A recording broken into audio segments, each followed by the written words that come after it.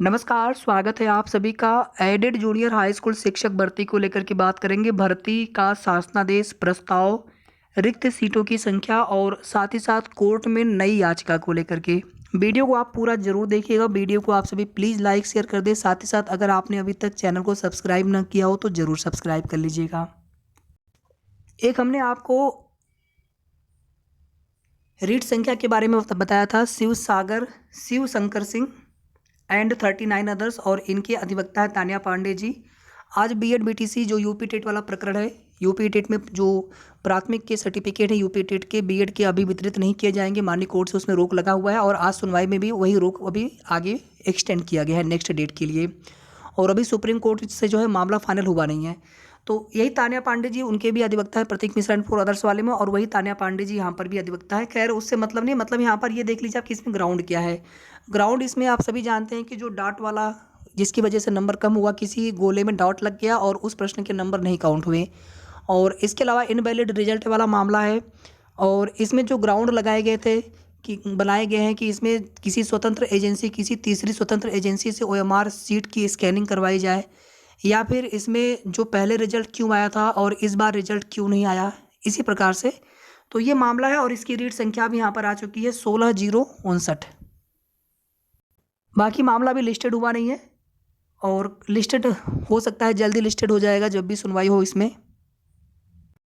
और अभी जो है भर्ती का जीओ आया नहीं है। संशोधित रिजल्ट बहुत पहले ही शासन को भेज दिया गया है। रिक्त सीटों का ब्यौरा भी सभी जिले से आ चुका है जहाँ तक जानकारी मिल रही है, लेकिन अभी उन रिक्त सीटों का जो विवरण है, उन सीटों का विषयवार बंटवारा, आरक्षणवार बंटवारा और आगे की समस्त जो प्रोसेस है उनको लेकर के एक प्रस्ताव निदेशालय से शासन को भेजे जाएंगे। और जब तक प्रस्ताव शासन को नहीं जाएगा तब तक शासन से शासनादेश नहीं आएगा।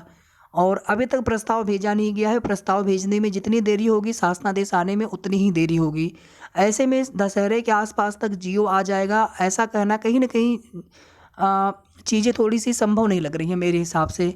और अधिकारियों की माने या फिर किसी भी अनुमानित जानकारी की माने तो आप देखेंगे कि जब तक कोई ऑफिशियल नोटिस नहीं आ जाता है तब तक वो चीज़ें सत्य हो भी सकती है, नहीं भी हो सकती हैं। इसलिए भरोसा नहीं होता है जब तक कि कोई ऑफिशियल नोटिस नहीं आ जाता है। इसीलिए भर्ती जीओ को लेकर के अभी कोई भी एक्सपेक्टेड डेट यहाँ पर नहीं है। जब भी कोई कन्फर्म डेट की सूचना होगी तो ऑफिशियल नोटिस के माध्यम से ही पता चलेंगे। उसके पहले अनुमान लगाना, कहीं ना कहीं हम सभी पहले भी अनुमान लगा करके देख चुके हैं, उससे होता कुछ नहीं है। केवल हमारी आपकी जो उम्मीदें होती हैं वो टूटती हैं। हम आप इंतज़ार करते हैं और बाद में होता कुछ नहीं है। तो अब जब तक ऑफिशियल नोटिस नहीं आ जाता है या फिर सीधे सीधे शासनादेश आ नहीं जाता है, तब तक हम लोग यहाँ पर केवल कोशिश करेंगे और इंतज़ार कर सकते हैं। दूसरी चीज़ देखिए, जो पूर्व में रिक्त पदों का जो विवरण मंगवाया गया था सभी जिलों से, विद्यालयों से, विद्यालय प्रबंधकों से, तब भी हमने आपको आंकड़ा 4500 ही बताया था। हालांकि उसमें कुछ और जो सीटें खाली हो रही थी रिटायरमेंट वाली, उनको लेकर के 6000 के आसपास तक का डाटा लग रहा था। अभी आप देखेंगे लगभग 4500-4600 के आसपास जो है सीटें हैं और रिटायरमेंट की सीटें भी इसमें शामिल बताई जा रही हैं। लेकिन शासन सरकार कितने पदों पर भर्ती करेंगे ये किसी को नहीं पता है। प्रस्ताव अगर भेज भी दिया गया 4500-4600 सीटों का, लेकिन शासन कितने पदों पर भर्ती करेंगे। अभी आप बेसिक का हाल देख लीजिए। पीआरटी में अभी तक तो ये बताया जाता रहा है बेसिक शिक्षा मंत्री जी के द्वारा कि अनुपात समानुपात बराबर है। अभी मेंटर रखे जाएंगे जो रिटायर्ड शिक्षक हैं उनके द्वारा, और उसमें भी कोई उनको वेतन नहीं मिलेगा, केवल उनको जो है मोबिलिटी के लिए, मतलब आने जाने के लिए 2500 रुपये मिलेगा। हालांकि उसमें स्वीकार किया गया है कम से कम कि 51,112 पद तो हैं। जो हलफनामे वाली सीटें जो बताया गया था सुप्रीम कोर्ट में, वही सीटें बताई जा रही हैं।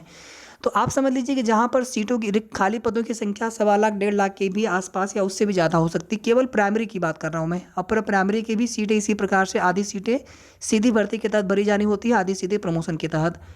तो अब आप समझ लीजिए कि यहाँ पर सीटें तो और खाली होनी चाहिए। 3049 एडेड की विद्यालय हैं और देखेंगे तो अभी काफ़ी समय से भर्ती नहीं हो रही है।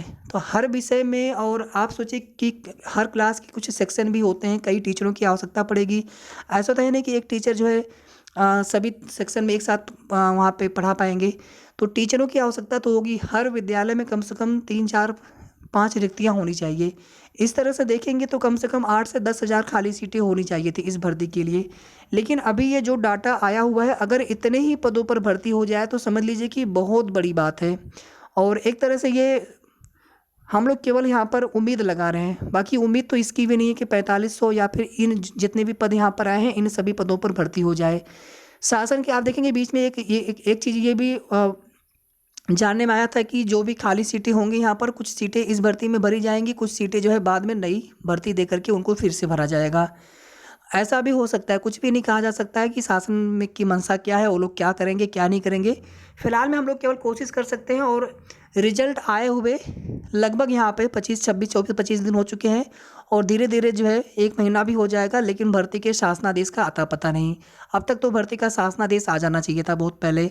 अभी देखिए, मैं वो कहना नहीं चाह रहा था, जो मामला अभी नई याचिका कोर्ट में अभी कभी भी लिस्टेड हो गई और मान लीजिए 1 सेकेंड के लिए, चलिए सब कुछ ठीक है, लेकिन अगर कुछ भी उसमें ऐसा हुआ कि नहीं, अभी जो प्रोसेस है उसमें जैसे पिछले वाले में हुआ था कि ज्वाइनिंग लेटर पर रोक लगी हुई है, अगर यहाँ पर ऐसा कुछ हुआ तो इसके बाद फिर ये भर्ती फिर कब तक पूरी होगी, फिर उसका अनुमान लगाना भी मुश्किल हो जाएगा।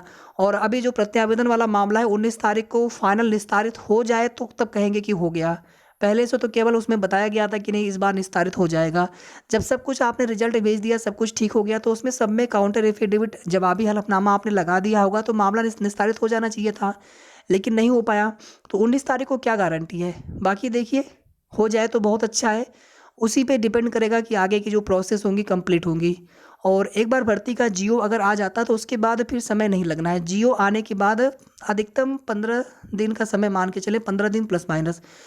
इसके पहले हम लोग देख चुके हैं बेसिक की जो भी भर्तियाँ हुई हैं, जियो आने में ही जो समय लगता है तो लगता है, जियो आने के बाद फिर भर्ती प्रोसेस में देरी नहीं होती है।